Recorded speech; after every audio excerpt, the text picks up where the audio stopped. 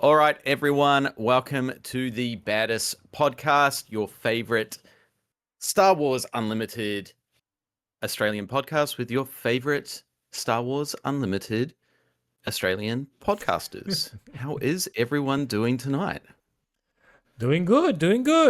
I'm well. I had a great weekend, so I'm doing good. What did you do this weekend, Tebow? I've barely heard from you this weekend. I spent a lot of time with my wife, actually, which has been good. Busy school season, so I've missed a bunch of weekends and stuff like that over the last few months. But it has been good. Find some time to be with my wife. I was busy with school over the last week or so. We'll talk about it, but we've pre-released and stuff like that. Missed a lot of nights. So did that. Went to the beach with her a little bit. Took care of the house. Played a lot of Battlefields. Too much, maybe. Way too much Battlefield. Every time I look on the Discord, you guys are in a stream playing Battlefield.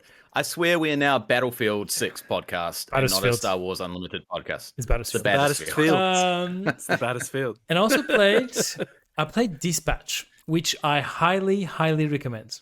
So get on PlayStation. It's a narrative game, so you have to make decisions, and you play the dispatcher of a superhero team. And there's decisions which matter around the story. Excellent. I'm playing it with Meg before you start TV. I'm playing it with Meg. She makes the decisions. I do the gameplay, and I had a blast. It's really good. I think we should also talk about Flamecraft Duels, which is a very fun game that we've played recently. And if you have it to show, if you give me 30 seconds, go ahead, feel it. Go.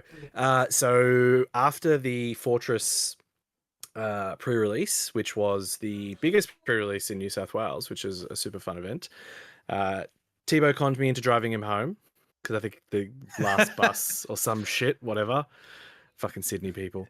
But we also had to catching the bus. Yeah, I think he doesn't like catching the bus. I feel him. If you've ever caught a Sydney bus, you'll understand the pain and suffering that we go through. So we came back because we opened a Carbonite box while we were afterwards, got a Leia showcase and some other really good stuff. And then I was about to leave and it's like 11:30 and Tebow goes, I want you to play this game with me. So we quickly played this game. Fun as fuck. I told Shantae about it. She looked it up, watched a video on it, and she's just like, where can I buy this game? I want to buy it right now. It's a lot of fun. Highly recommend. It's simple enough, hard to master, and when you have two players who think a lot, like against one another, like TV was like this the whole time. Dude, our game was intense. I reckon I would, if I knew that there were the 3-point bloody stores early on, I would have been spending those coins and cycling through because there was like, I think I scored like 7 or 8 times before Tebow, while Tebow didn't score once, and I was like, "Fuck, this is going well. And all of a sudden, Tebow started catching up, and then I started it just. We should do a video on it. We could do a video. We should. Look, should do a video. I'm not going to knock you guys for playing other games because I've barely played this. And we'll talk about that for sure. Tell us. Yes. Tell us. Tell the people. I went to a Flesh and Blood calling tournament after playing the game for 5 days. So hang on, that tournament. What? That tournament is, I think you described it as like, it's like a step above a PQ, but a step below a sector. So kind of like something like that. It's like the biggest thing you can go to before going to Worlds. Oh, I think maybe they have less tournament breakdown. There's like one per region per year. So they call it a calling. And they have one per region. So there's one for the APAC region. Okay.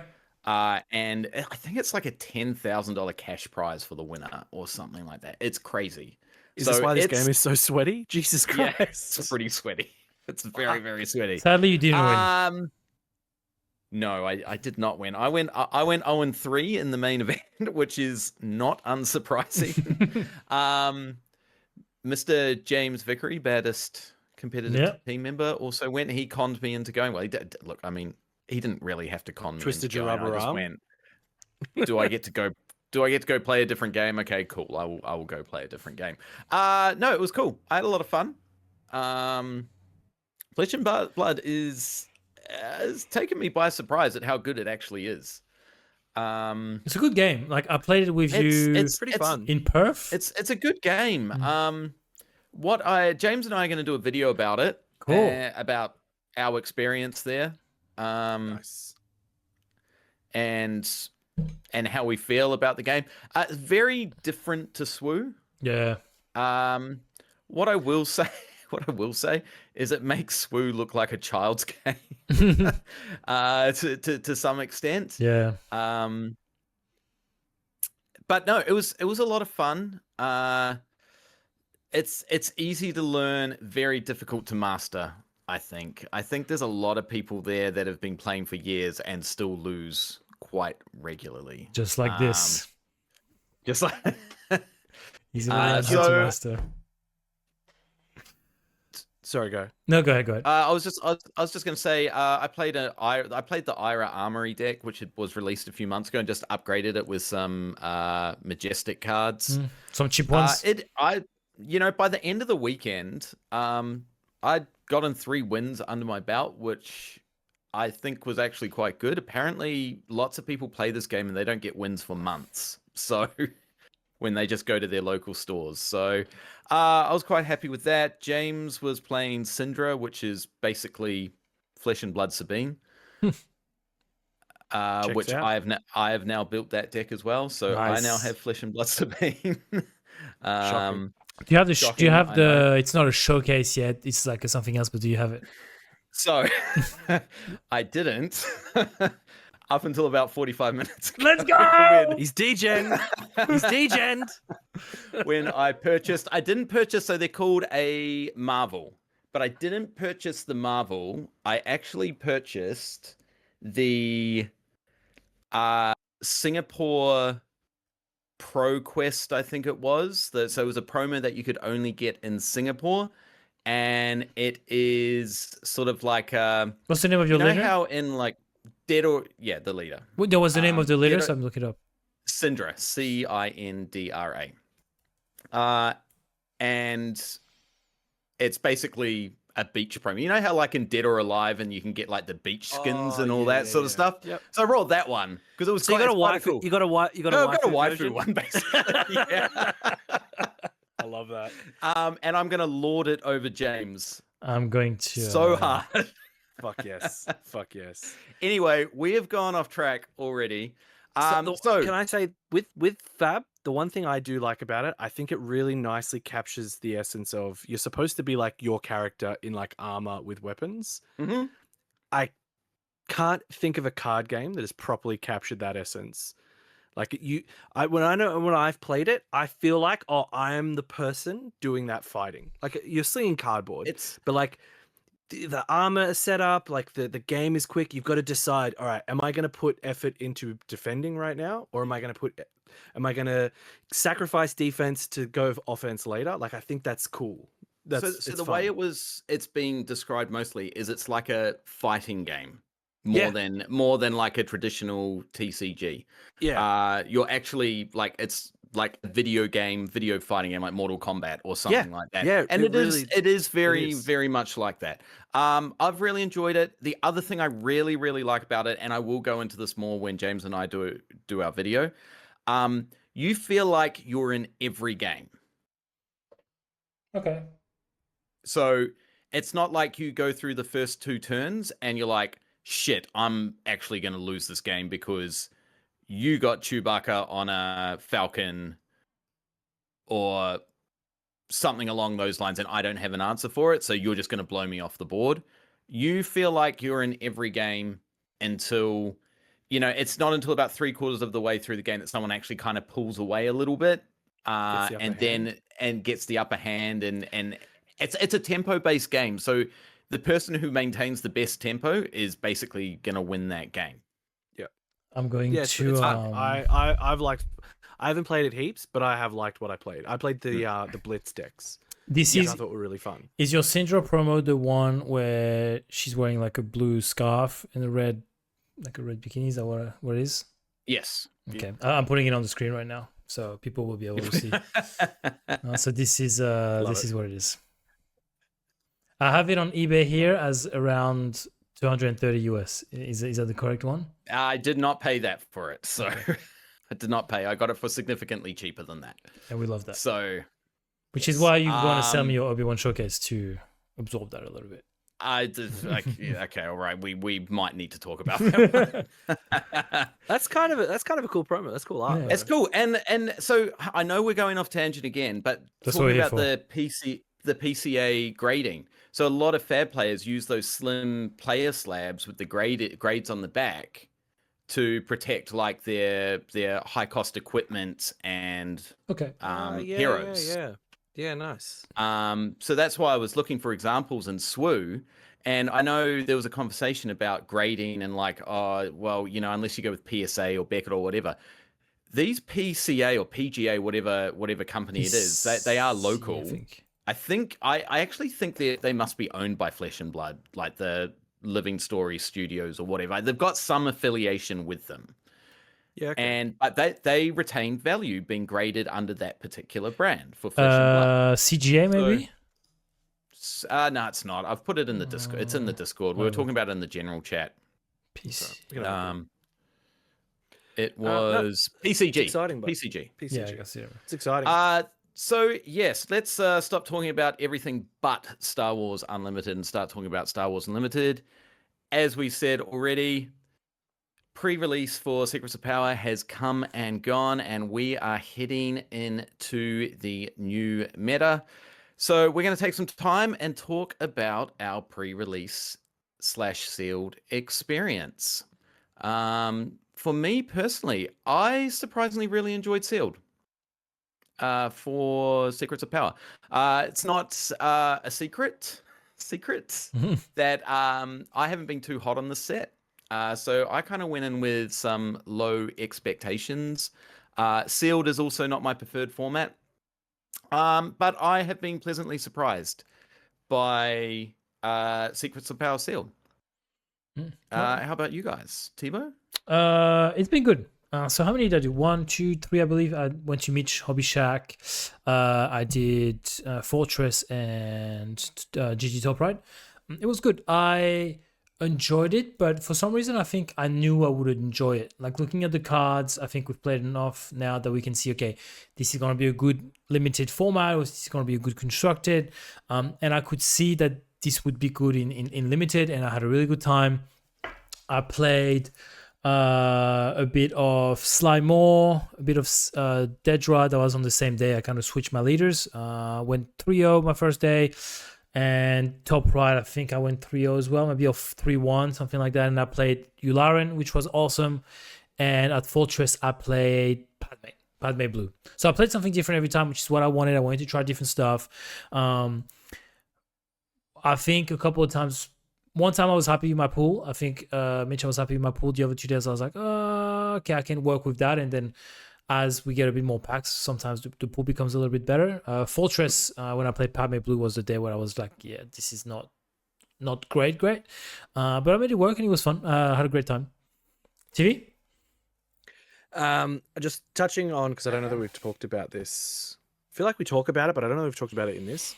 But for pre-releases, a lot of the ones we go to, you know, when you go to a pre-release, you get your six packs, and then you get 2 prize support packs. A lot of the places we go to, after the first round, they give you 1 pack, and then you can augment your sealed deck, which is probably, I think, our preferred casual sealed format. Yep. Because you don't like to go into a sealed where you just pull shit and you just go 0-3, which you can do. No matter how good a player you are, you can get a shit limited pool and just fucking suck for the day. Yeah.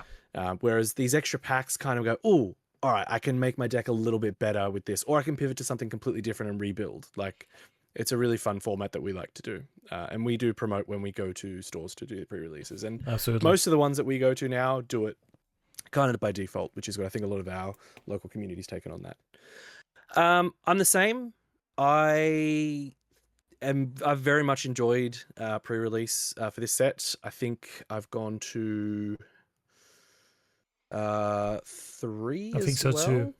I think you went to Fortress with me, Hall, and then Steel City. Steel City, yep.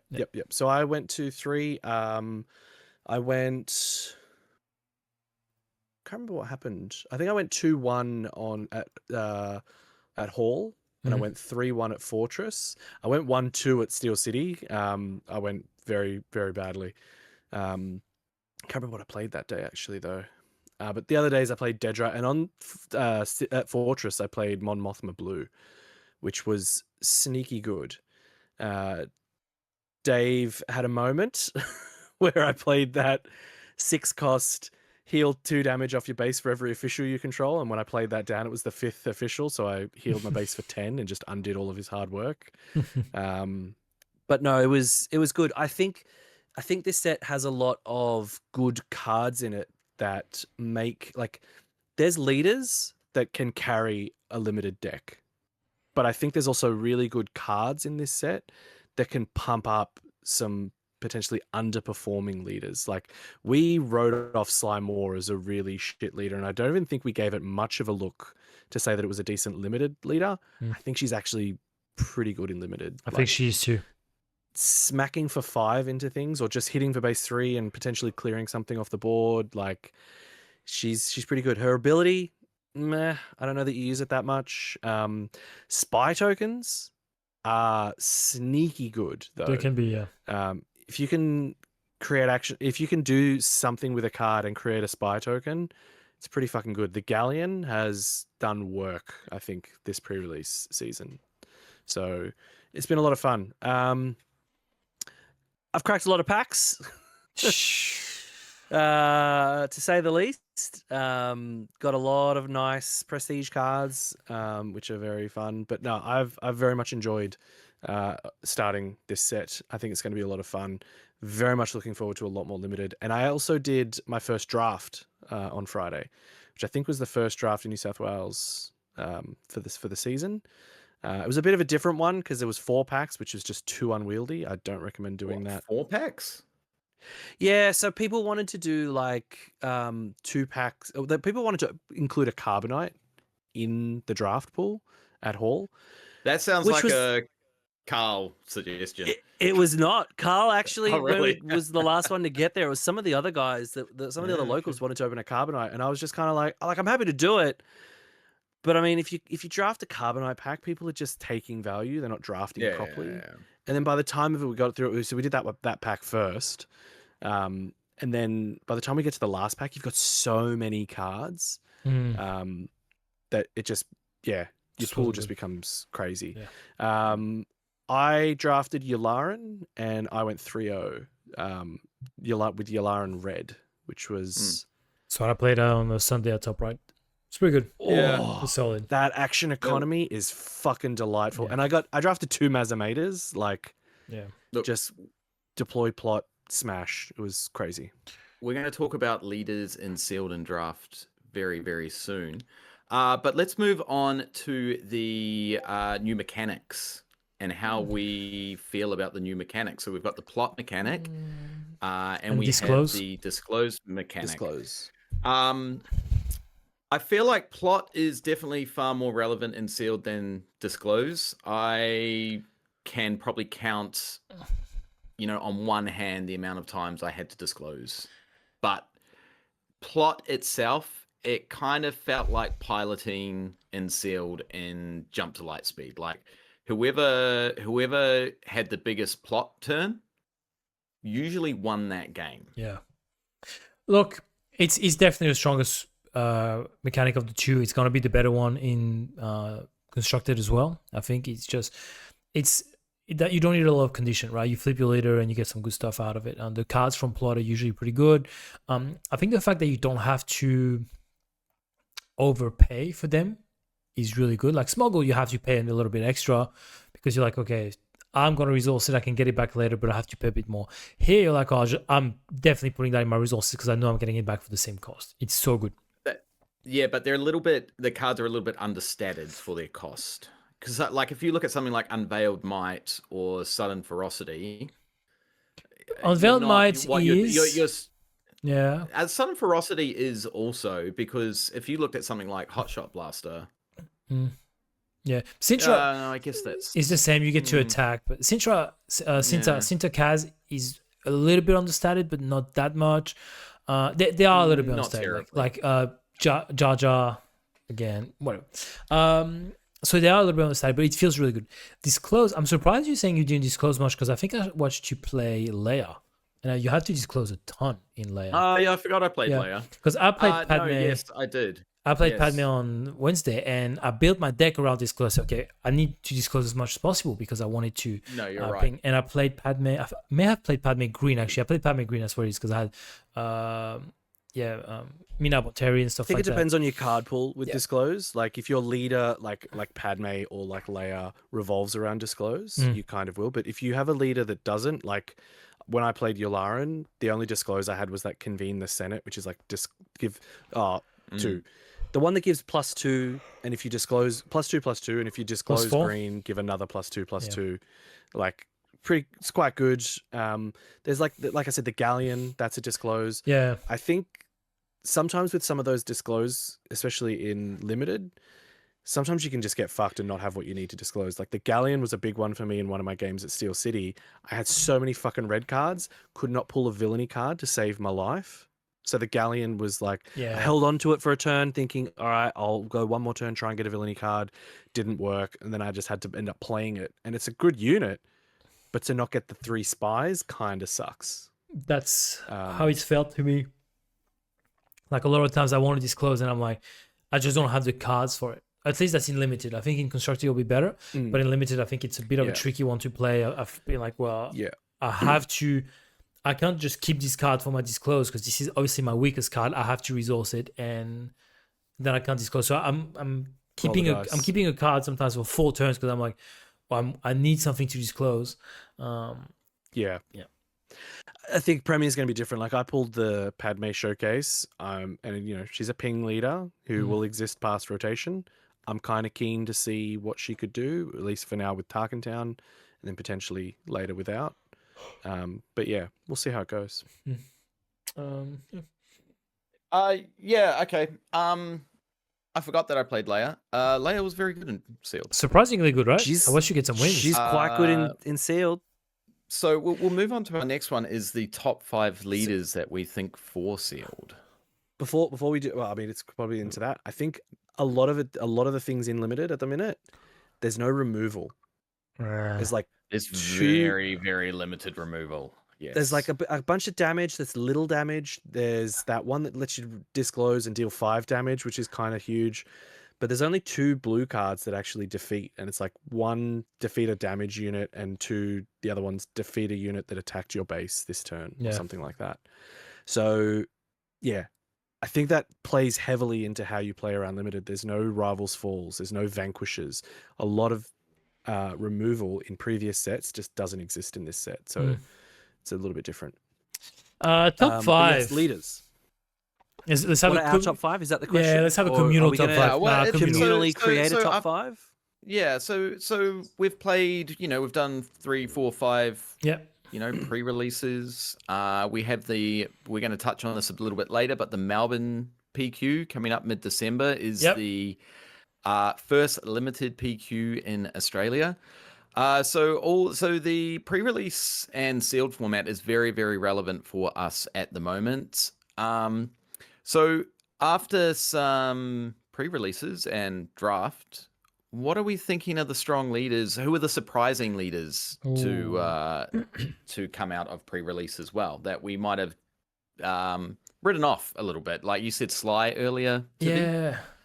I think these will come hand in hand, like your question. Sorry, TV, but you have a 2-part question. We see what's surprising and what are the top leaders. I think these are going to join each other because to me, the surprising leaders are going to end up being like, yeah, I think this is good. In the top 5? Yeah. I think Slime was a good example.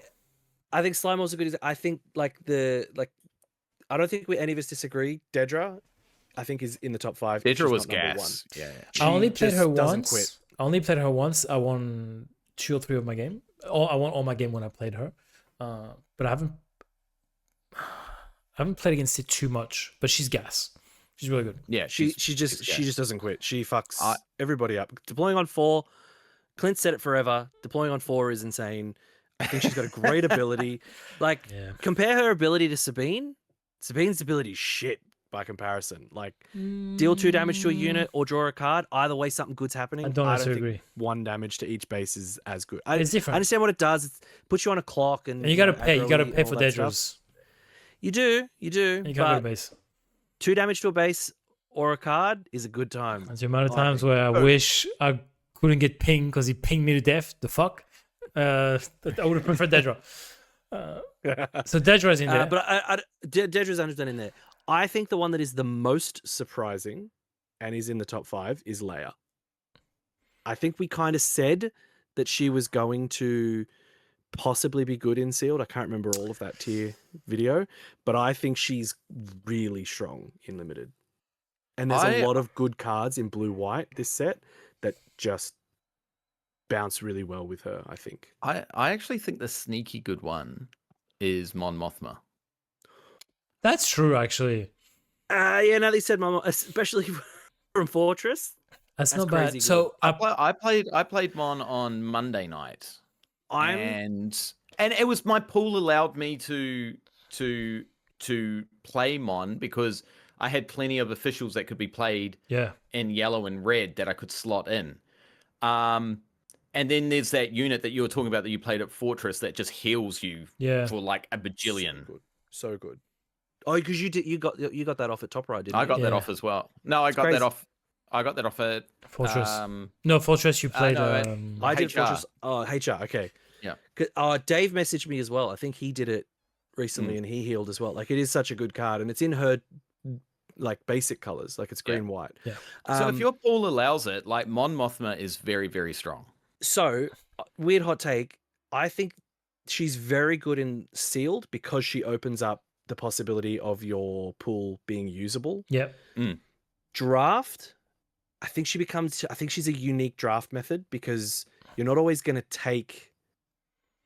I think that's why she's even better. I think you can just take every official unit in draft. Like, you just, regardless of the color. Like, I think she's probably haven't gas in drafted it drafts. yet. I don't know. I haven't, but I think in my mind, as well. She's going to be gas because you look at it and say, okay, what do I need curve wise? Not only do you look at your colors, but you also look at other colors if it's an official. So now, like, you have way more possibilities. Like, it's gas. Yeah, true. In my opinion, I think I'm just going with it's easy in sealed. It's easy to just go, all right, I'll use all these in Mon Mothma. Drafting, you're so heavily focused on your aspects, and maybe it just becomes a new draft experience that I just haven't done yet. I think it's very dependent on what you can get in your first pack. Like, if you can get like a strong official in your first pack as well, that might, like, if you can get that 6-cost green guy that heals you, man, if you've got Mon and you've got that guy, you are drafting officials for the rest of that. For sure. I actually think she'll be better in draft than sealed because I had her in sealed a couple of times and I looked at my pool and it's like, I just don't have enough official. So she's because she's not good enough of a leader herself, like her ability or whatever, that I'll take 2 or 3 non-aspect official and just play her. No, you need to have enough to make it work. You kind of got to go all in. You definitely have to go all in. Like, my deck at Fortress, 100%. I think was, I mean, I've still got it. Yeah, your deck was gas. Like, because I want to do a thing on it. Yeah. But like, there are so much in here that you probably wouldn't draft, but like just have. So would you say the Moth is top 5? Assembly 6-cost 6/5, huge card. It's fine. Yeah, Moth top Mon Mothma top 5 for sure. Dedra, Mon Mothma. You said Leia. I don't know. I haven't lost to Leia yet, but I could see the potential. My sneaky one that should be in there is Jabba. H at Fortress messed me up. Messed me up. I won all 3 of my game before him, and I was like, oh yeah, I feel pretty good. Messed me up. But in saying that, Scotty played Jabba at Top Round on Sunday and went like 1-3, I think, or something like that. He got smoked. He said, Jabba's shit. I'm not going to play him in Seal. Like, he's not good in Limited, blah, blah, blah. So I don't know. He was playing Jabba Red, though, wasn't he? He was playing Red. Red might not be it. Jabba Green. Yeah, H smoked me as well. There was a moment where it was there was a moment where the game turned. I think we were both on a very even footing, and then I just ran out of gas, and I just could not keep up. And he just kept playing bomb after bomb. Yeah, he had bombs. And I was just like, oh, fuck. Like, so I don't know if Jabba's top 5, but I can see the potential if you got a good card pool. But Dedra, Mon, I think see, Sabe should be good in Limited. I haven't pulled her, but she should be good. I versed her at draft. Same kind of deal. She ran out of gas. I was versing Craig out west. Yeah. He was on Sabe, I want to say red from memory. And the ability kind of helped. Took out the 5/7 Disclose green, get a sentinel from my card with Sabe, which kind of On fucked your me. hand, you mean? And I was on Yularan, but then I just ended up turning it. Like, 'Cause- played the 5/5 sentinel Yeah. and just bricked the whole ground lane. Because what I'm thinking is if you can discard from the top of the deck every time, like in Limited, you have such little cards. You have 30 cards. Like, you have such little options. So first you're at risk of decking out. Like if you get attacked like 5-6 times to base, like that's 6 cards that are gone. Like you have such little options. Like if you discard the best every time, like it can be really like hurtful. I haven't played against it yet, but I can imagine she'll be. But just because I haven't had enough experience with her yet, I'm not going to put her in there. I just divided. So my Mon Mothma Seal deck has 9 out of 30 out of aspect officials. Okay. Like 2 Bale Organas, out of room constables, emissaries for Ryloth, which is a good card. That's the give a unit -3 for the phase, and the junior senators. What are you, Clint? What's one of your picks to go into top 5? I think Mon was my one. Mon's yours. I was I was surprised at how good she was. 10 out of 30. There's a card stock on the bottom. And I don't even like sealed. And like I had a good time playing Mon Mothma. Dedra, Mon Mothma, TV. Yours is Leia. A sneaky peek. Because Dedra, we all agree. Yularen's in there. Yularen's in there. Yularen's definitely up there. Slymore. I think we'll go with Slymore. I think it's Slymore or Jabba for that spot, but I think Slymore has felt really good for me. Playing it just good deploy, it's aggressive. I think her ability is slightly better than Jabba's in hindsight. Like his leader ability, I think is kind of like even H said he struggled to trigger. He didn't use it. But once he flipped, oh god. Could not kill Jabba. My mistake was not destroying Jabba immediately. I tried. It's just like so beefy. I had enough there, but I kept like punishing other stuff, and like I should have just killed Jabba, because then once it started doing its thing, I lost all my units, and he still had Jabba on board. So yeah, I think that's all right. Let's move on to the upcoming Melbourne PQ and some competitive sealed discussion. So if you haven't heard by now, the first Star Wars Unlimited Secrets of Power Planetary Qualifier is at Turn Order Games in Melbourne, Victoria, on Saturday, the 6th of December. So, how do we feel about Australia getting its first limited PQ, and are we excited for it? We are excited. TV and I are so excited that we're going. So that's how excited we are. So excited you're going. I am not going. Should we talk? Go ahead. No, it's all right. You got a segment later on. We'll do it then. Yeah, no, we're very excited. Look, sealed, I think, is limited in general is a completely different beast to playing this game than it is when you're playing it in constructed. As much as I am excited, I think there is a more variance risk in limited and sealed in particular than there is in Premier, which is something you got to watch out for. I mean, we're really good players, but we could get a shit sealed pool and just get stomped on. But I think it's exciting. I think it's good for the game. I am hoping that it is good for the people who are on the fence about attending PQs, who don't like coming because they don't like versing the same meta decks all the time. This gives everyone more of an equal playing field than Premier probably does. Because, I don't think the SWU community is massive. Like, we know lots of people across the country who play SWU.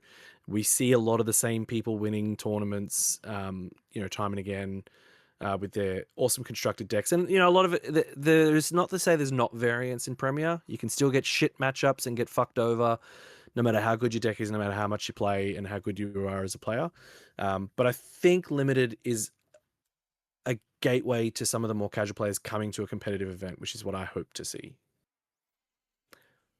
Also, top cut to a draft is fucking exciting. I'm very keen. We better see you there. Up at TV. Spoiler alert. the baddest team is streaming the Melbourne Oh yeah, Limited PQ. that is true. Yes. I will not be going, but I will be covering the PQ remotely from my streaming studio in Sydney. Mm-hmm. And the boys will be setting it up for me to cover. And no doubt we will have special baddest guests joining for commentary during the Limited PQ. Absolutely. While we tangent, should we also talk about the fact for the Secrets of Power set, we will be casting quite a few PQs this set. We will touch on that later. Okay. Yeah. That was the bit that I was saying, oh, we'll touch on it later. And Yeah. then you went spoiler alert. I was just, it was just You because got excited. we were talking related. You got excited. But we will cover that. Did you see the cliff Cool. notes? We did. I did. No, I did. Hang on. I did. That's why I Yeah. said, oh, we'll talk about it later. That's Yeah, fine. we'll talk about it later. Anyway, so just going on from your comment there about hopefully this will encourage more players to attend a PQ. If you are attending a PQ for the first time, or this is you're not very used to doing limited or sealed, how are we preparing ourselves for a limited PQ?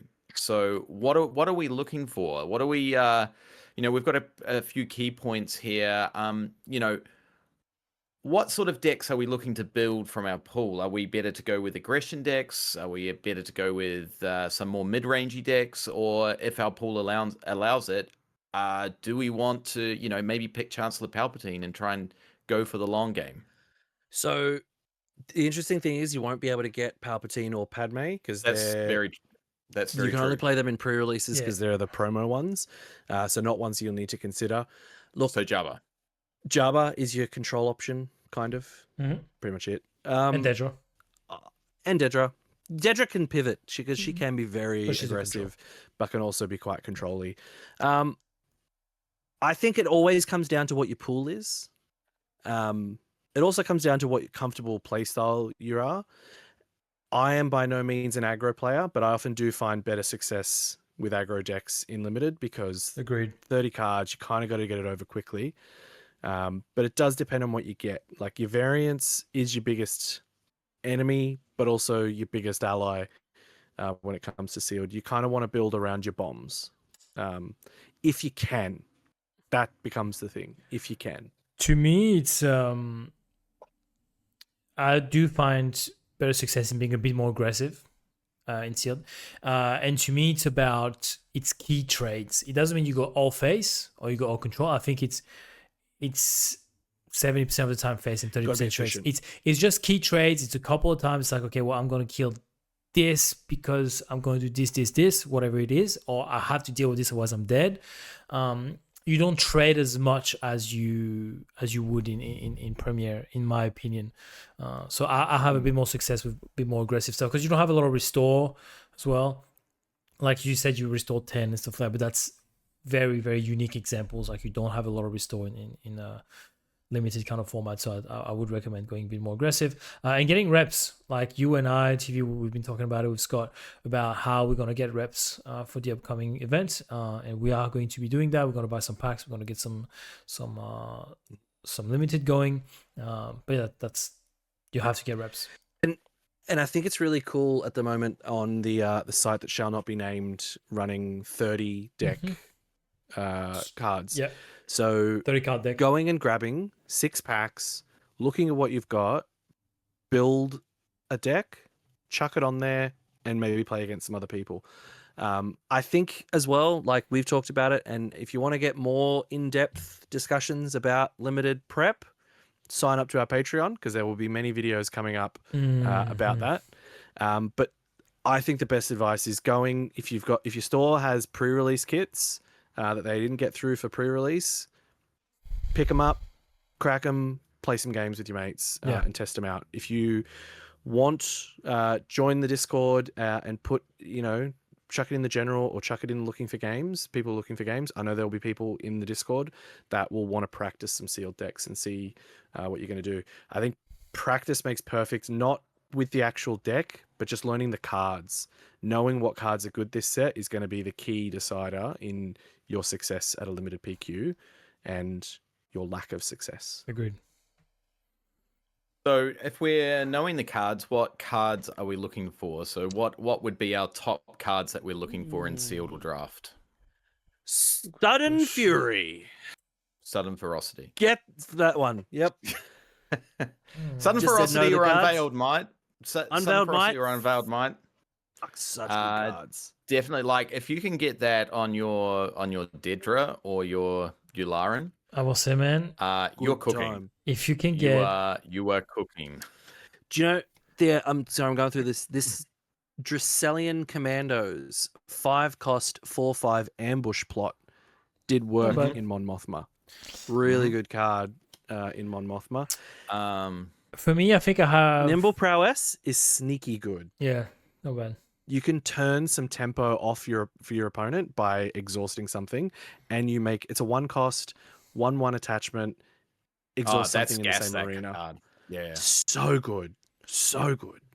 Couple of cards for me that I think are key. The Cantwell Arrest a Cruiser. You cannot deal with it. You cannot deal with it. Scott gave you trauma for that. It wasn't. It wasn't You Scott. can't. It was John. It was John. John did that to my Yularen. My Yularen had Unveiled that's Might, right. like Scotty I was told me. cooking, Yep. and it's a 6/7 in space, which you can't really deal with in this set. So you just forced to take 6 to the face, and your better unit can't interact. Ready ever. Yeah, Condemned is also really good. Like, you basically negating a unit. All you have to do is disclose villainy blue. You just keep one card. It can be the same card, and you can just disclose every turn. That's really good.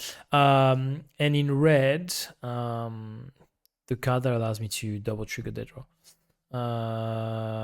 What's his name? The one that deals 1 damage to it, and then you ready it if it's got 2 or less power. The Academy it's- Disciplinarian.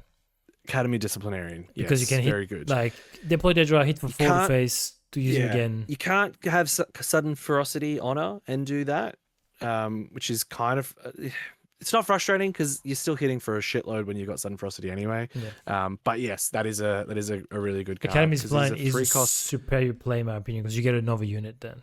Yeah, and he's a 3/4. Yeah, it's like 3/4, that yeah. 3/4 for 3. Not a bad. So to me, these are the cards that were really like, yeah, that's good. And he's an official, remove- and he's a red only. So like you can play him in your Mon Mothma decks to trigger off other units and just keep hitting. It's a really good card. Removal is very, very scarce in this set as well. I can't remember the name of it, but it's that 5-cost neutral blue that if a unit has attacked a base this phase, defeat that unit, which is it affects leaders as well. Like if you see that come around or you got that, you're putting that in your deck 100%. So it's retaliation 5-cost. I had it in Mon Mothma. I ended up almost never using it. Like on 5, I almost always wanted to do something else. It was kind of an oh shit card, but I agree it's a really good card. If you're in a draft, even if you don't take it to use it, I think it's something you would happily hate draft. Yeah. You don't want to see that against you because like your Cantwell Cruiser is gone. And I think it's definitely a card you want to take out of the pool to not be used against you. It's not always going to be something that you want to use because 5-cost, it's great removal, but it's sometimes at 5, I've found when I was on Mothma, there was more than X units on the board. Like there was usually 2 or 3 units on the board, and me spending all of my resources to take out one felt shit. If you're in a position where there's only 1 unit on the board and it swings to face, fuck it off, like for sure. I'm trying to think of a yellow card because we haven't spoken yellow too much that stood out or that you should look out for. Bail Organa is a really nice one. 2-cost, 2. You can't afford to discard. It's a 2/4.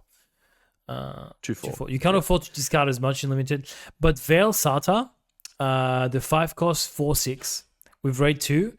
Each exhausted enemy unit gets -2, -0 while defending. James probably still has nightmare about this because I was trading so efficiently while she was on the board, and she's hard to get rid of. She's a 4/6. That did work for me against James. I think I was 1 off and I ended up winning. He's good as well. The Junior Senator. It's good. Is also not a bad one. Yeah, great card. A 3/2, 2-cost, but you can return an upgrade to its owner's hand if it costs 3 or less. Yeah. Not not game breaking, but it is an annoying thing Would. to be able to do for 2 and get a unit. Like you can fuck off an Unveiled Might or a Sudden Ferocity. Oh, Leia's experience, man. Leia's experience is a nice one as Yeah. well. Absolutely. And also think don't sleep on aggressive negotiations as well. I haven't used it at all during my pre-release, so It's I a don't have- nice game closer, especially in Dedra. I- Whew. I closed on Thursday night. I closed a game for 14 with God Dedra damn. with aggressive Huge. negotiations.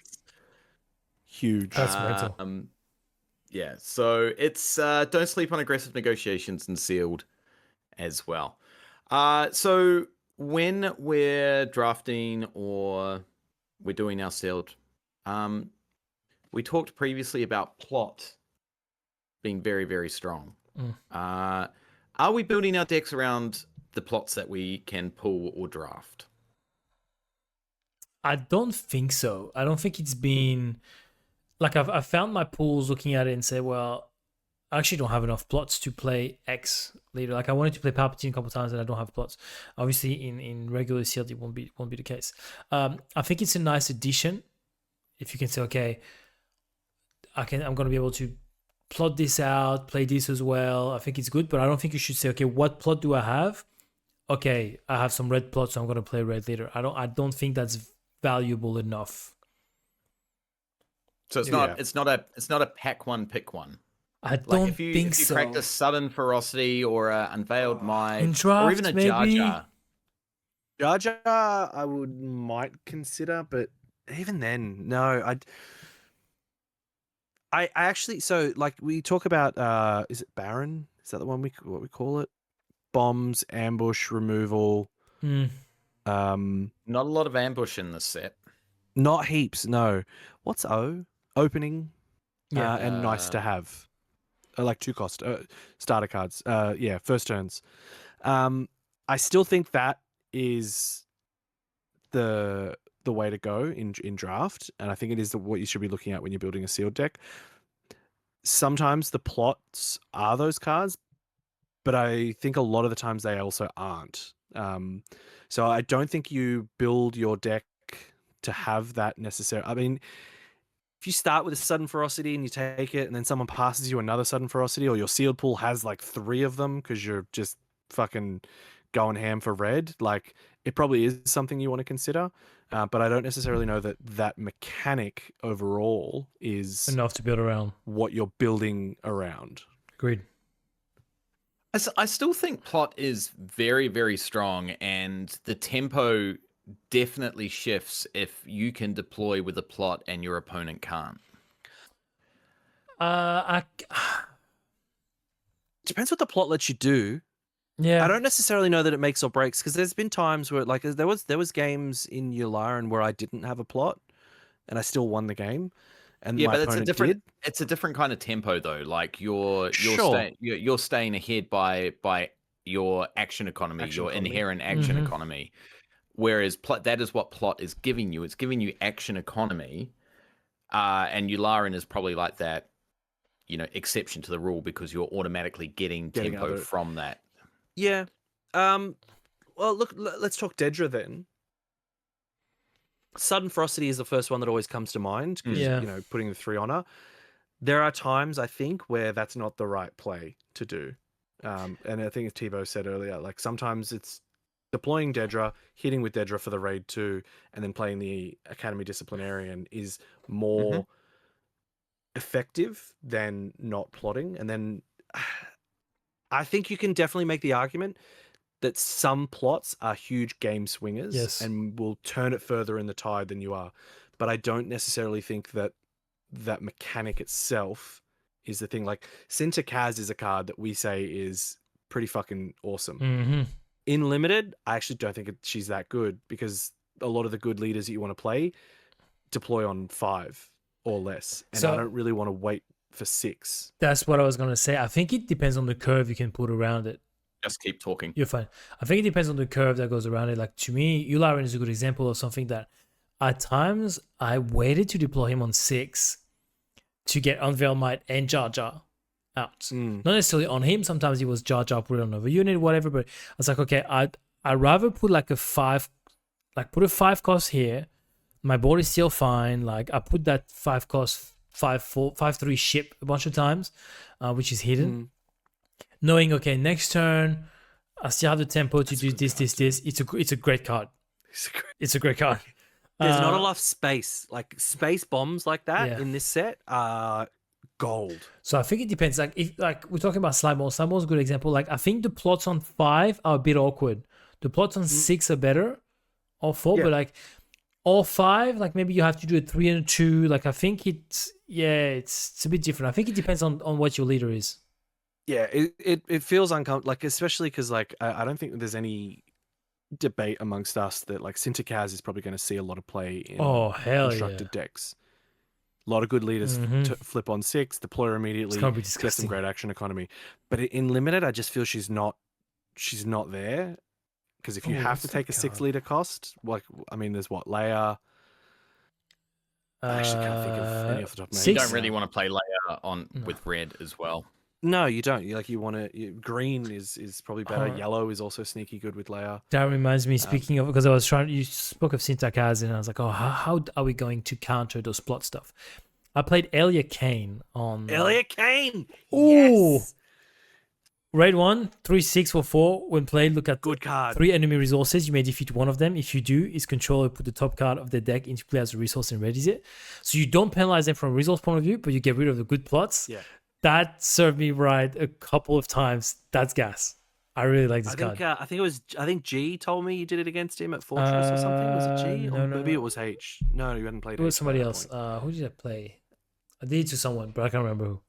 Did you do it to Dave? It was one of my. I feel like it was one of my opponents because we were talking about it, and I was like, "Oh, Elia Kane is pretty good." Yeah. Because you're right. It's not like what's that 2 cost green? scanning officer? Scanning officer. She does kind of the same thing, but not like she doesn't penalize you like the scanning officer does. You just get to pick 3, find a plot, and a lot of the times, especially on 3 or 4 resources, you kind of want because she's a 4 cost from memory. Yep. Like you got a 75% chance of finding their good plot that they want to play later and fucking it off. I think she actually might be see a bit of constructed play because she can defeat any resources. It is not related to plot. So you play her against like Han 1.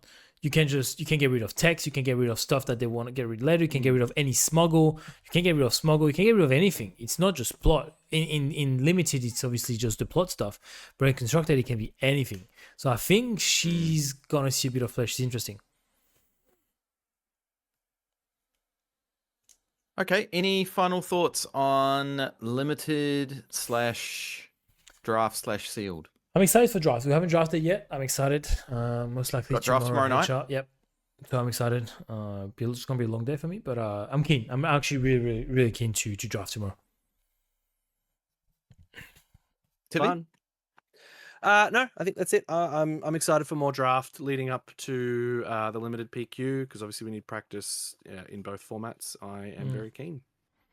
So just to reiterate that, Star Wars Limited PQ at Turn Order Games limited format.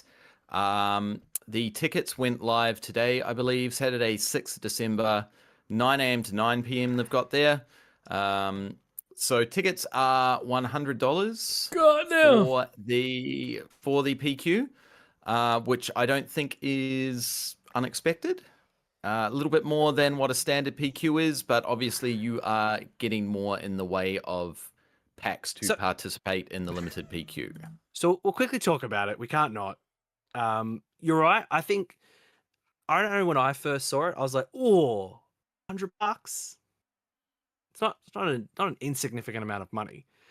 But when you think about it, I think We did the math. like we pay $60 for a normal Premier PQ. Yeah. You're paying an extra Which is up $40 there. and you're getting 6 packs. Look, Like I mean, it is and it isn't. I'll interrupt quickly because, like, just going back to the start when we were talking about James and I went to the Calling Flesh and Blood event, we paid $120 just to enter the main event, and Go 3 drop. I got jack shit. I got jack shit. My ticket for the whole weekend was $270 Oh. for the whole weekend. I got some stuff with that. Like, it's not like I walked away You got the experience. empty-handed. But $270 I thought was a little bit on the nose, considering you got were like the equivalent of OP packs. Yeah, it's tough. OP packs are a little bit different in Flesh and Blood. They're worth a bit more than they are. You'd hope so. In SWU, but that's what you have to pay to compete at these events sometimes. Yeah. Look, I think the difference is that this is a PQ which is less. No, 100%. I get completely different levels of events. No. The thing is, and this is the only thing I will say about I don't have an issue because I'm going. I'm fucking paying $100. I'm gonna crack 6 packs. I'm gonna build a limited event. I'm also pretty invested in this game. I'm not a casual player. That's why it's hard, I think. It's the casual crowd. It is harder, but I do try and put myself in the casual players' shoes because it's probably not hard those for you. are the players we need to come to these events. Like, we need people to come to these events. We've talked about this a lot. The last couple of PQs from last season, attendance was low across the board. Like, less people are coming to these events. So we do need to get ways for the casual people interested in a competitive format. I think Limited is a great opportunity. I worry that some people will balk at $100 when they compare, well, you can go to a pre-release and it's $50 or $55 or however much it fucking cost. I don't agree. They're different though. They're super different things. When most people pay $60 to go to a constructed PQ, you're paying an extra $40 and you get 6 packs. I think as long as the pricing kind of comes around, if people can go and get their 6 packs and 2 participation packs, the people who don't make the top cut get 8 packs for $100, perfectly reasonable. I don't think anyone should really complain about that. I think that's really good. You're 8 packs for $100. That's basically $80 worth of packs and $20 to take part in a really fun day. Who knows? The store might also run side events for people who don't get in. Like, we've done side events. I think side events are becoming more of a thing at some of these events. The top cut also is going to a draft. Like, there's more packs needed in a limited event, so there's going to be a higher ticket price. I don't think it's unreasonable to talk things out about some of the pricing scales, but people want to see what their $100 buys them. I think if there's going to be people who go 0-6 and all they get is 6 packs, and there will be, right? I think there will be, and those people are going to have bad feels. It's what happens. You're in a competitive event. You kind of have to just deal with that. But if everyone got 2 packs out of the top 8, I think it justifies it. I don't think there's any issue there. Yeah. Look, it depends what you're looking for out of an event as well. Like, you guys are traveling down to it. Me personally, I wouldn't pay money to travel and then go to a limited event. It's not really my kind of event that I want to go to. If it was local, I would go. I would pay the $100. I have no problem paying the $100 and going. If it was local, not going to travel to it. That's why I'm going to the Brisbane PQ the weekend after instead, as opposed to going down to the Melbourne Limited PQ. And I think, like, let's talk. What would you pay for a ticket into a sectors if there was one in Australia? The world's ticket was, I think it was about, depending on, there were different levels because you've got different things. Yeah. But the base entry was like $40. That was just to get you into the venue. And then I think it was like another, $70 or $80 to enter the main event. That's USD as well. I'd need to double check those figures, but there was an entry cost just to get into the venue.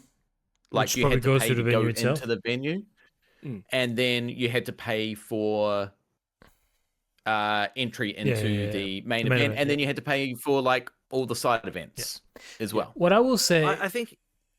Sorry, before, because you were talking about Flesh and Blood and how much it costs you, right? It costs you $270, whatever. There's a $10,000 cash prize. They have to finance that somehow. Like, SWU doesn't do cash prizes yet, so it's a little bit different. Never will. You know what I mean? And so, like, the way we see it, like, we know what it is. We organize events. We're close with event organizers, so we know how the finances work and stuff like that. Like, you profit pretty well off of these events. You know what I mean? So, like, it's right that sometimes we kind of question, okay, well, what are we getting in return in terms of contribution and packs? And like you were talking, TV, like, we need to think of the more casual side of things, and these people need to walk away feeling like okay, yeah, I got good value. We went to a great event in Canberra recently, but it was a little bit top heavy, and like we always say, sometimes the top guys don't need an extra 5 boxes. Okay, so just for context on the ticket prices, I just brought up previous ticket prices for sectors over in Europe. I'm gonna say. Just doing that. Thank you. I'm gonna Go say. ahead. Hold up, because I don't have them.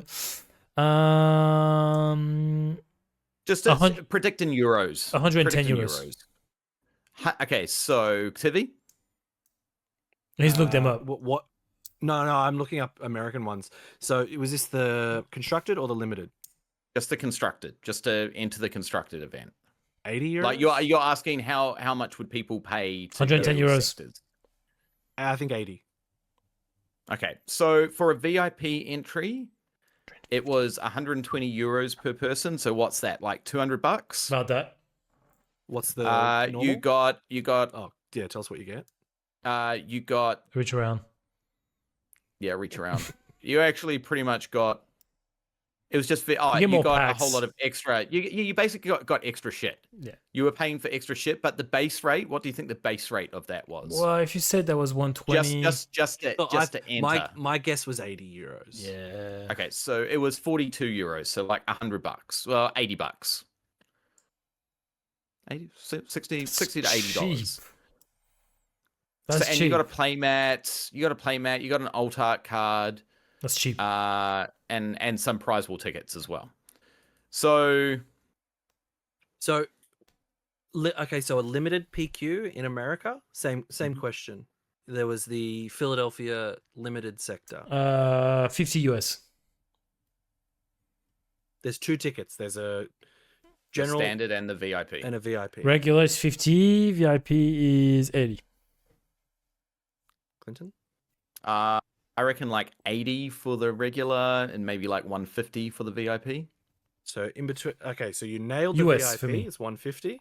Yeah. And Tebow was closest to the regular, which was 60 US. So 60 Okay. US for the regular and 150. So like we're for talking the like VIP. 100 and 250, 220-ish, 220, 220's 250. there, Yeah. man. God damn. Like, I mean, and look, it's hard to compare because it's a sector. The promos for the sectors look way better than the ones for the But PQs, then and so why I get would? it. But then would you say it was 50, right? No, 60. 60 Okay, we've US. we've opened a hornet's nest now. I know we have. Oof. Let me check on my conversions. No, but it's good to know. It's 90, 100 Look, bucks. It's good to know because that's what we do. Like Yeah. we're community centered, and it's good that the community knows what's going on, and like we love to know what's going on as well. And that doesn't mean that there isn't room for discussions. Like this is because there is room for discussions that we want to have these conversations. Go ahead. So Teddy. here's my thing with this. I think the store is going to put on an awesome event. I think people are going to balk at $100, and that's fine. They're allowed to. It's their money. Yeah. But I do actually believe, and having spoken with some of the guys who do frequent the store as their local, I think the store is going to put on. I would probably say it sounds like they're relatively comparable to Mega Games, who puts on a fucking good event, who does push pricing. I think that there's usually pretty decent pricing at Mega Games. $100, I do reckon they're going to go nice out on pricing. I hope it gets flattened compared to what it currently is listed at, because I do want more casuals to play this game. I think the biggest comparable difference is the fact that in America and at the sectors, they knew they were going to get probably a shit ton of people. That hurts me though. SWU in Australia is SWU in Australia is a bit of a wild card for stores. Like, I think $100 it is, dude. Like, we got 32 people. No, listen to me. Listen to me. It is, but it isn't. So No, because what's your risk? The price of the kit. yeah. We know it's FO. The price of the kit is nothing. Is that to get the kit, you have to run the OP leading up to the kit, Yeah. and you don't want to get left holding the bag with boxes that don't get brought. That's fine. But what I'm saying, that's another Yeah. that's another conversation. It is. the risk is not there. I think if you're paying $100 and you get eight packs, I think that's perfectly fine. If you're paying $100, I think it's and you get- perfectly reasonable as well. like you pay $60 now, and let's say you bomb out and get like nothing, nowhere in a $60 PQ. You paid $60 and you get what? 2 packs? It happens to me every PQ. It did not happen every PQ. You fuck. But no, like okay, at Mega Games, I don't. No, I'm going to sound like a dick. I don't know because I was in the top 8. But what did you get for participating in Mega I Games? don't know. It's probably 2 a couple packs? Yeah, 2 or 3 packs. Like that's what I mean. You paid $60. You got But 2 to 3 packs. I'm not there for the packs though. Like I'm there to compete. No, For the glory. but even then, some people are there just to have fun and play an I event. agree. Like, and they 100% paid agree. $60 and potentially got fuck all packs. I'll Paying teach him. $100 and getting 6 packs, potentially 8. I mean, they're saying you get a pack for a win, so Yeah. you might And get look, more. it's how you view the game. Like I don't go there to get packs. Like I don't. No. If I went there and I didn't get any packs, I don't care. Like No. I'm there for the opportunity to win, and that's what I care about. Not everyone sees that through the lens that I see it through, though. No. And I appreciate that. But you know, if it's $100 and I'm competing in a sealed event where I get 6 packs and I'm going to do that, cool. The only part that I don't like about it is you might just get fucked on your draw, and then yes, the $100 doesn't feel good. Yeah. Especially because you can get fucked on your matchups in a Premier, but you're only paying $60. Like sometimes it can hurt. I think there's arguments for and against. I think people are going to go. I agree. People can have their thoughts and opinions on it. I think it'll show in how the store runs it. I'm quite confident that it's going to be a good event. I think it'll be fine. Again, if it's limited, it's not my format. I don't. But if it was in Sydney, I would still go. I'm just not going to travel for it. Yeah. Yeah, exactly. I'll still happily pay the $100 to go play cards for a day. All right. Let's move on. Let's just quickly touch on the next topic point. What are we going to be playing? Like, if we had a PQ in 2 weeks' time that was a premiere, what do you think we would be playing? I'd be shitting myself because I'm so unprepared. You'd be playing CAD, so just. I'd be playing CAD. Yeah, You'd be playing CAD. I'm. If it was in 2 weeks, I'd be on Hunt 2 Blue. You'd be on hard too. It would be. So I have been repping that list you sent me, Clint, and that was gonna. All right, let's add a caveat here. Like, no, let's not add the caveat because we are a competitive podcast still. Well, let's say it's in 6 weeks where we have time to prepare. Let's say it's the Hobby Shack PQ mid-January. I need to test, but that still doesn't make sense. And it's also in mid-February, not in mid-January. I have been toying with that list you sent me, the Hunters. Yeah, I like it. That was going to be my video after we record today. Yeah. I like it. There's some tweaks to make it more like me, but I like it. Hunt 2 Blue Steel Gas. Probably that. Maybe. Probably that. I think. I just feel too good with it. I was watching some events over in Europe today. I just caught a couple of games, and there was some new Chancellor Palpatine. There was some Padme. There was some Hantu ECL, and that Hantu ECL was gas. It's gas. It's gas. It was. I need some more reps, but it's gas. Palpatine does not look good. Interesting. Too late? As in, you don't think it's good, or you think it's? I think it's just too slow. I don't think it's got the opportunity to stabilize like everyone thinks it's meant to stabilize. Like it was losing to Padme Tarkin Town. Damn. Like, and that deploys a turn later than Quinlan. Yeah. Does Padme come out on 6? Does she? Yes. So that's the one I'm actually interested in. That obviously Ping and Tarkin Town, mildly my wheelhouse, and I would like to try Yellow Heroic instead of Yellow Villainy. I'm going to be looking at Dedra. Yeah, I like Dedra. Great idea. I think it's going to be gas. I still like Han 1 Green. Yes, I think Han 1 Green's probably still pretty well positioned. Absolutely. I think people have gone off it a little bit, but I think it's still pretty well positioned. I think it's just because we're trying the new flavors. I think that's what it is. I think it's still super relevant. It's a lot of fun. Han 430, Han 4 Red is probably the other one. I've never understood why people play that in Tarkin Town. No, me neither. I don't understand. You're not. No, I don't understand. Like, Timmy V said something. today or yesterday, like, oh, it helps in the space. I don't know. I think I just like the extra 5 points The of extra health. 5 health seems way more beneficial in a deck like that than. And if you're running aggressive negotiations, I think I'd just rather run the one that draws you a card. Yeah, it's Like, it feels like I the don't same know. reason that Han 1 green doesn't play Han 1 ECL. Yeah. Like you'd rather it the doesn't- 30 extra You have health. enough- You're not you have enough benefiting punch. from Tarkenton. Yeah. Why? Like, Yeah, I've never understood that, but you know, Last couple of days So- when I tried this Han 2 ECL and I've won against Han 4 red with the target Yeah. count, just because all it takes is one swing of Poe, and with everything else that I've done usually, and they're in checkmate, and it's so hard. 25 is so hard if you play against something that's a bit aggressive. Yeah. Look, I mean, I wouldn't be surprised if I'm on Han 2 ECL by the time the first PQ comes out. I mean, I've Plenty of got time. Brisbane in 4 Oh weeks. yes, that's true. I got Brisbane in 4 Where? weeks. What are you so- taking to Brisbane? Sabine? Please, we're 4 weeks away. I'm not going to know that until a week before. God, ADHD brain. No, it's no that I. Well, popped you've in got the two- Discord. Two. I popped in the Discord like the decks. I've actually built them in paper. Yeah. So I've got 4 decks built in paper at the moment. I saw your list. Yeah, you which sent it to the chat. Which is Han 430, Han 1 green, Sabine, and I can't remember what the 4th one was, but I did build it. Did you put it? No, in, I've only. You sent. I think I went. You sent I Ray. think I went to build Ray.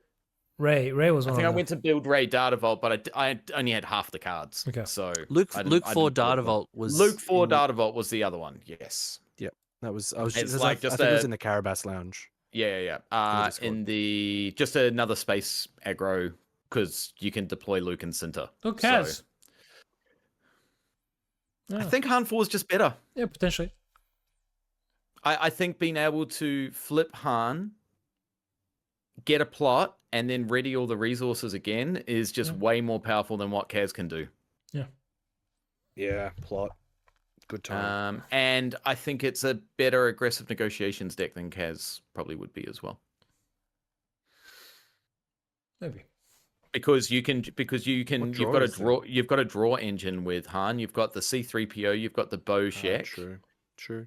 You've got plots which save you a card as well. Saves card hands. Yeah. Yeah, maybe. To me, C2PO I mean, you're not is what keeps Han with a regular hand.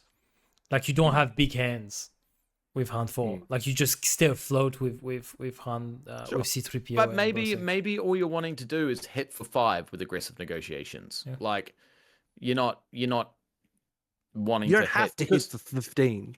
Yeah. No, you don't have It'd to be hit for nice. 15. It'd be nice, but you don't have to. But if you can get 4 to 5 value out of it, I think you're It's huge. probably you're ahead there. Yeah. 100%. Should We'll be see. pretty interesting. See what happens. I mean, again, I'm going to Brisbane. We'll see what happens there. I think they're a relatively casual meta up there. There's 4 or 5 guys who are pretty good. Yep. We've got our own Rourke up there playing Cad Tarkentown. There's Nick who plays his Thrawn deck, whatever iteration of aids he has decided to develop for this season. I've played that deck before. We reserve that was- only for Julian. Julian is the only one with AIDS. Everyone else just plays control. And there's Jason, who was at Worlds, and there's a couple of other guys up there that are fairly competitive as well. So it's Should be a good time. Should be a good time. it should be a good time. All right. So now Now I can go. you can go. Okay, cool. Yes, I'm super excited to talk about the PQs that we will be streaming this set. So we will be streaming, as Clint mentioned, the Limited PQ at Turn Order Games. We will also be looking to, and more details to come around this one because this is the one after it in January, the other Melbourne PQ. That's at General Games in Churnside, which plans occurring where I'll also be attending that one because I don't ever hate a trip to Melbourne. We'll also be doing the Aki Canberra one in Canberra, which is on the Australia Day long weekend, CanCon weekend. We'll also be doing the Hobby Shack at Fortress, and we'll be doing Mega Games in Penrith. So our usual 2 Sydney ones, along with the Canberra and 2 Melbourne ones. So 5 PQs coming your way at the Baddest channel this set. It's going to be fun. It's going to be good. At least 5, guys. Come on. That's exciting. That being said, if you have a local coming up and you want us to try and stream it, if we're coming, we may try and do it.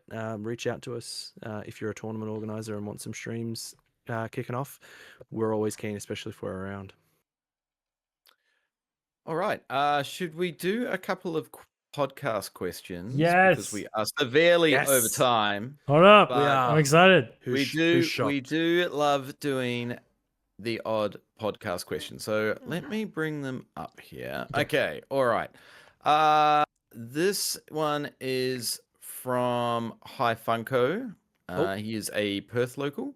Matty over in Perth, yes. Matty over in Perth. Great Who is part of the Baddest Field team, player. just quietly. Great Battlefield player. Not as good as the fastest gun in the West, but still really good. Oh, I mean, are you referring to... Is that Scott? The fastest gun in the West? Are you referring to 2-time national Destiny champion? Oh! Currently ranked number 4 on the Suos channel. Is currently... what's the other intros? Previous member of the competitive Destiny team for K-Todd. First, what was the other one? It's something like that. It was like first member of... Oh, you guys have really been breaking bread, haven't you? Dude, we've got his title intro that we say every time he joins the Battlefield Discord. He's on par with Daenerys Targaryen, like in terms of the intro. But go ahead, go with the question. Which one do you pick? Which question? Yeah, which is first? If you had to pick one emotion to sum up your feelings about rotation in March, would you pick excited or concerned? And then, we've already got Tivy's answer underneath. I'm gonna go excited. Excited. I'm gonna be excited. I'm excited about everything for the game coming up. I think the game is heading in a great direction. I think we're in a good spot. I have two reasons, and it's not just because I want to see Tarkentown, ECL, and Data Vault stays. ECL and Tarkentown to fuck off. I think it's also going to be really the next entry point for a player influx. That's what excites me. If you're looking to get into SWU, rotation is going to be perfect because you don't have to worry about trying to get sets 1 to 3, or at the very least sets 1 to 2, in your collection to try and build competitive decks. So I'm super excited about that. I am also really excited to see a complete refresh on the meta, because even some of those decks like Piet and Boba, which will stay around, and Vader, like, so many of them rely on cards from sets 1 and 2. So they're going to have to change, and I think it's going to be awesome. I'm fucking keen. Yeah, I'm looking forward to a lot of just set 1 and 2 just being gone. Yeah. It's time. We've done it enough. It's time. It's time to go. It's time to say goodbye to all the blue removal that we're all sick of. Like, I know you. That's what we're sick of. That's what we're sick of. No, but I get it. I'm glad to see Tarkentown go. Glad to see ECL go. Glad to see all that sort of stuff go. Bye-bye, Sabine. We need a bye-bye. We need a shake. Bye, Sabine. We need a shake up. We need. But even unselfishly, buy Overwhelming Barrage. Like, just cards like buy that. Cad Just fucking off. Yeah. Buy Cad Bane. It'll be fun. Buy Han 2. We have enough cards. God, I think Han 2 is the one I want gone the most. This guy. Really? Right. Are you what? Anyway, we're not going to tangent on this. Yeah. Next, what you got? Next one. All right. Mr. Inferno 5 Scott, what deck will win the most PQs in Secrets of Power? Okay. That's tough. I'm going to throw it out there. I think Dedra. I don't know which you think one. that deck is going to win the most PQs? I think so. My hot take is that Dedra is actually going to really underperform this set. God, I hope so. I want to buy the showcase. I think she's all hype, and I think you might find that she'll peter out a little bit, She might be. and Yeah. people will just go back to old reliables. Look, I think a lot of that will happen. Because I think Tebow, his question isn't what secrets of power leader deck will win the most PQs. What It's just deck in general? what okay, what gotcha, deck gotcha. in general The deck in will win the most general, Mm, PQs. gotcha. Which I think, look, call me a pessimist. I think we're going to see a resurgence in Sabine. Yeah. I really do. I think Legends of the I- Force, I- the meta slowed down. I think it's going to speed up a little bit now.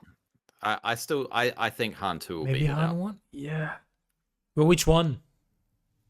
Han 2 Blue probably. Blue? I think Han 2 Blue will still. Surely it can't compete with it. Like ECL. I don't know. Can it get to 25 quicker than Sabine It's can? fast. Sabine's gonna be good. Maybe Han 1, Han 1 green. I'm gonna pick Han 1 green. Han 1 Just- green? there you go. I'm Just still really- I'm still pretty high on Han 1 Green. Let's go, Will that's it my win pick. the most? I don't know. What won the most last set? Fuck, I Han- don't even remember last set half the time. Well, it was Quinlan for The a Han while, 1 but blue? I think it's Han 1 It blue. was. It must have been. No, it must have been Han 2 Blue. It must have been Han 2 Blue. yeah, won the sorry. most. Yeah. Has to be. Something like that. I'm good. I'll We'll look see. it up. It Keep going. won't be a Secrets of Power leader. No. That will be. No, 100%.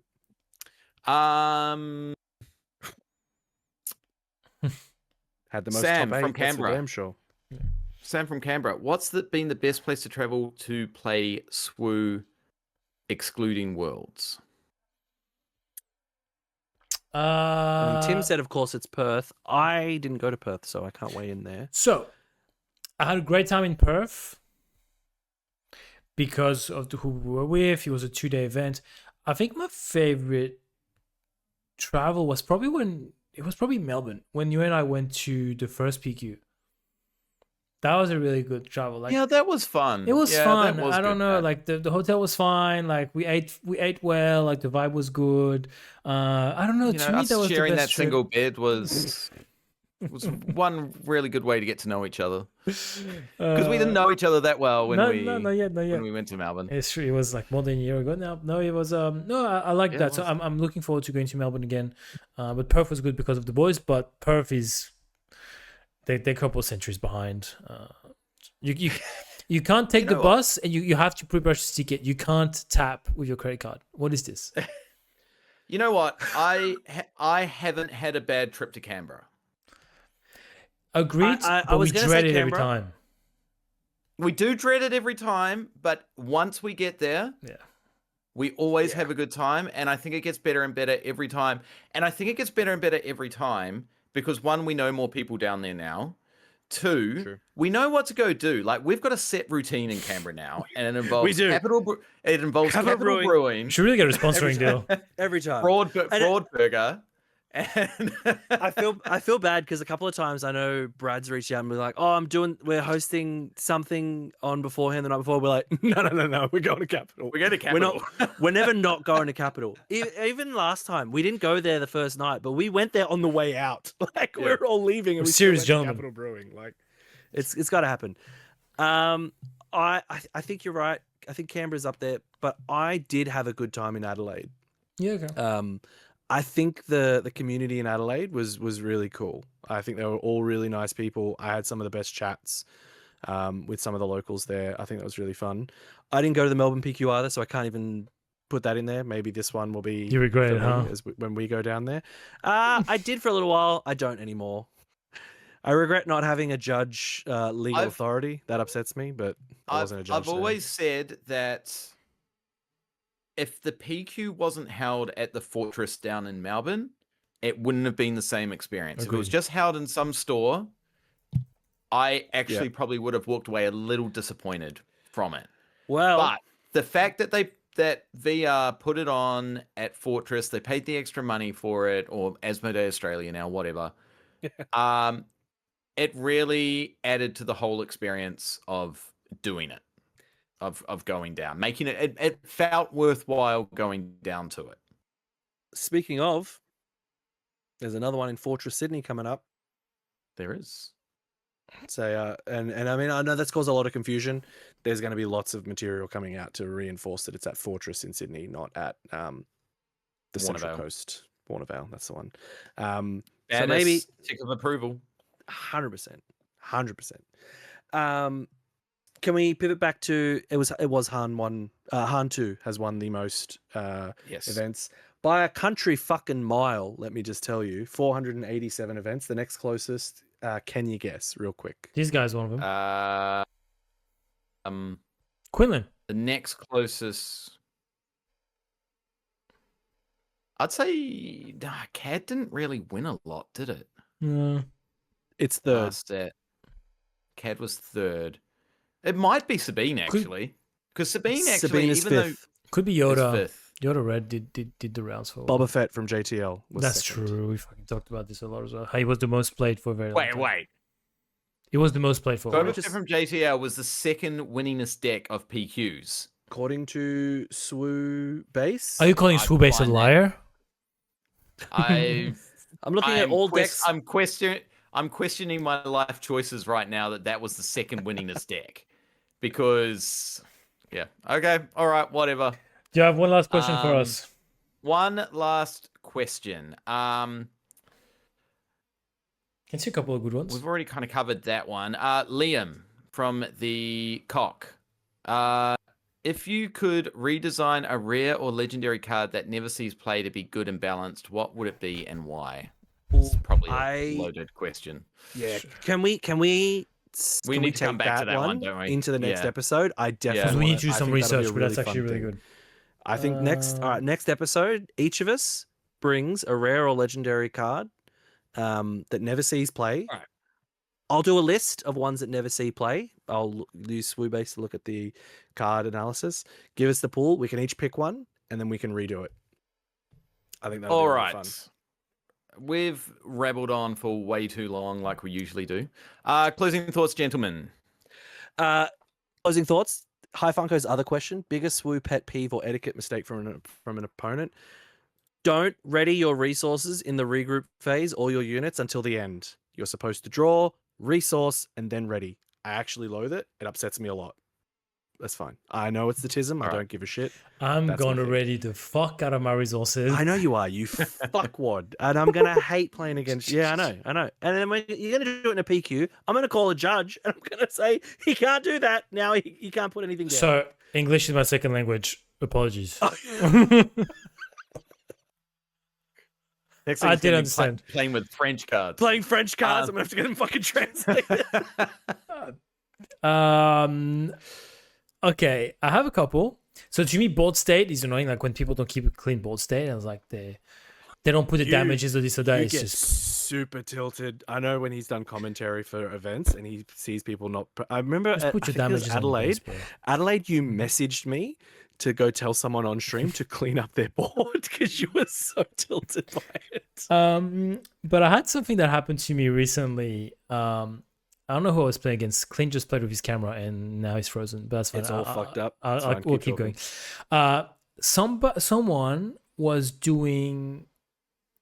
They were reaching across my side of the map for like damage and stuff like that. Like with Grogu, for example, they would take two damage of their Grogu to do it on me, and they would take the damage of their Grogu and put it on mine. We don't even put their token on your their token stuff? on my side. No, we don't even use we- the same tokens. I was like, you keep your tokens. I have my damage. You don't cross this imaginary line right here. We're not doing this. We're the problem.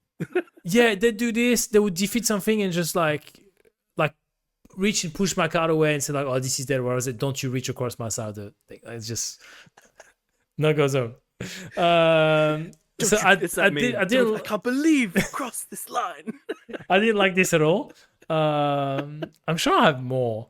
Clint, go ahead. I feel You like I can 100% go. have more. I missed that whole part of the conversation. My internet dropped out. Oh, so... no. I was just saying, like, So- I hate when it happened to me recently that somebody reached across my side of the mat to like fill with my damages, or like they took tokens from their unit and put it on mine. Okay. I was like, what is this? Okay. All right. I didn't like that at all. Do you have one, Clint? Pet peeve? Yeah.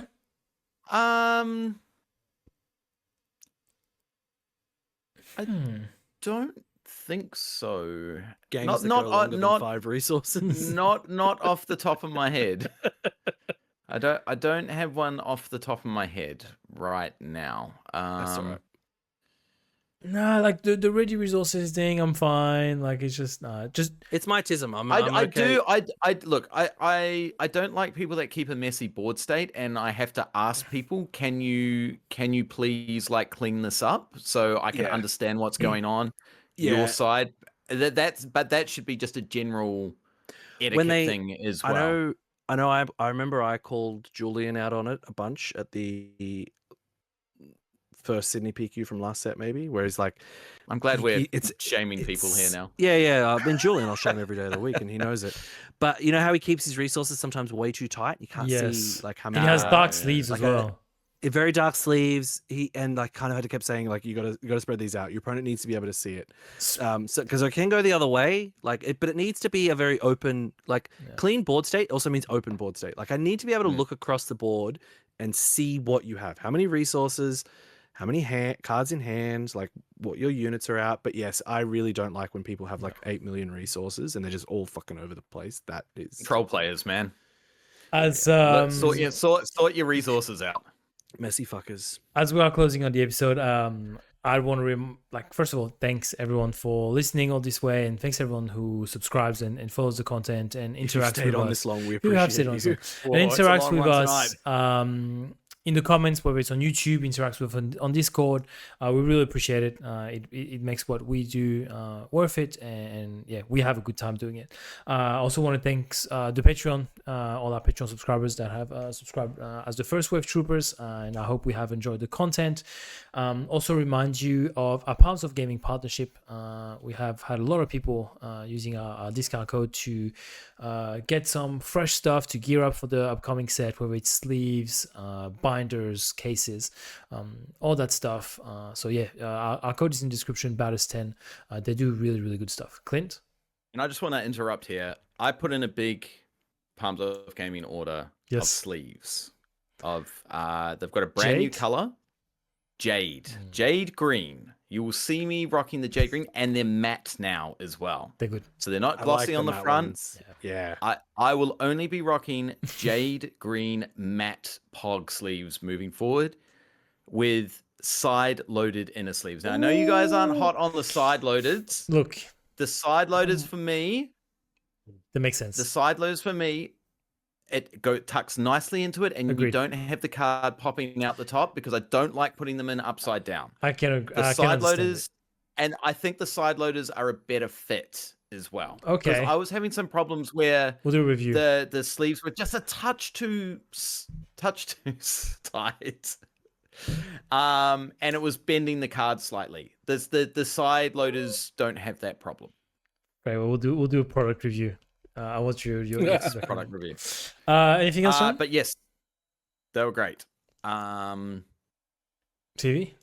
Anything you want to say to close? No, look, I'm super excited to go down to Melbourne in a few weeks to see some of the guys down there and meet some in person for the first time. I'm really keen. Yeah, that's true. Again, thank you to everyone who subscribes on Patreon. Much more coming that way soon now that as we enter a new set and a competitive season. So if you're keen to learn what we do competitively, some of the deck teching that we'll be doing, we've each got videos coming out that we'll be running through decks that we like, going through some games online so you can see how they're played, but also tournament prep, things for Limited, and how to build Limited decks. So go there, subscribe, and get more Baddest content. The other benefit as well is you get this content as well as all our other videos earlier than everybody else, and that's got to be good, right? You don't like waiting around. I think that was Moody's biggest thing, was getting Baddest content earlier and sooner is what he wanted. Must be the exclusive. So that's another perk. With the Brisbane PQ in 4 weeks, I should be streaming a lot more. Nice. As well. Love it. There he goes. Well, we'll be locking in for the Brisbane PQ. I've got to make sure we put the latest baddest competitive team member in his place, and No free wins up in Brisbane anymore. Well, it is me going up, so it probably will be a There's free more win. than you. There's like 4 of you now. There's James. There's James Mitch. and Yeah, Scotty. Mitchie. And Scotty? potentially... And Scotty. Yes, Scotty is going up. There's no free wins. So, Kingmaker. Kingmaker going to Kingmake. Hopefully. Can I? And potentially Julian. Okay. Nice. If he gets a job. Can I say it now? Do You it. can. Bye everyone, and remember, as always, good soldiers follow orders. Bye. Hey! He said the thing! He said the thing! We're back, So baby. That's it. Deuces. We're back. Bye.